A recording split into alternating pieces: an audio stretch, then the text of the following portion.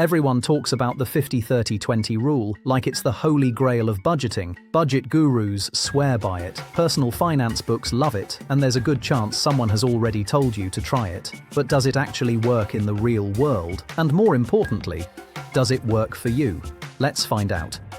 The 50-30-20 rule was popularized by US Senator Elizabeth Warren in her book All Your Worth. The idea is simple. You take your after-tax income, the money that actually lands in your bank account, and you split it 3 ways. 50% goes to needs, 30% goes to wants, 20% goes to savings and debt repayment. That's it. That's the whole rule. Let's break down each part. Needs are the things you absolutely cannot live without. Rent or mortgage, utilities, groceries, transport to work, health insurance, basic phone and internet. If your life falls apart without it, it's a need. Wants are the things that make life enjoyable but aren't essential. Restaurants, Netflix, new clothes beyond the basics, gym membership, holidays, concerts, coffee from a cafe rather than your kitchen. Wants are not bad, they're just not necessities. And the final 20%, this is the most powerful part. This goes toward building your future. Emergency fund, paying off debt faster, investing, pension contributions. This 20% is what separates people who are always broke from people who are quietly building wealth. So on paper, this rule is clean, simple, and logical. And for a lot of people, it genuinely works. If you've never had a budget before and you don't know where to start, the 50-30-20 rule is probably the best starting point in existence. It requires no spreadsheets, no complicated apps, just 3 buckets and some basic maths. But here's where it gets complicated. The rule was designed in America for American income levels in the early 2000s. The world has changed, and depending on where you live and what you earn, this rule may be almost impossible to follow. Let me give you an example. Imagine you earn €2,000 per month after tax. Under the 50-30-20 rule, €1,000 goes to needs. In many European cities, Athens, Lisbon, Dublin, Amsterdam, rent alone for a 1-bedroom apartment can be €700, €800, even €1,000 or more.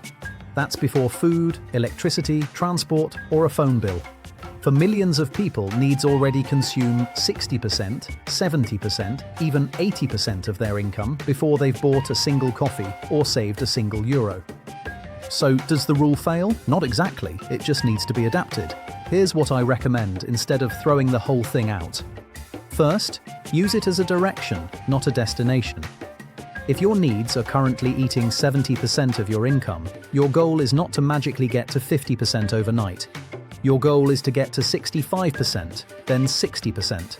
Small improvements compound over time. Second, protect the 20% at all costs. Even if the split isn't perfect, the savings percentage is the non-negotiable part. Even if you can only manage 5% or 10% right now, start there and increase it over time. Automate it so it leaves your account the same day your salary arrives. Pay yourself first. Third, attack the needs percentage. The only way to free up room in your budget is to reduce fixed costs. A cheaper flat, a cheaper phone plan, cooking more. These are not fun changes, but they are the changes that actually move the needle. And fourth, be honest about wants. Most people who say they can't save money are spending more on wants than they realize.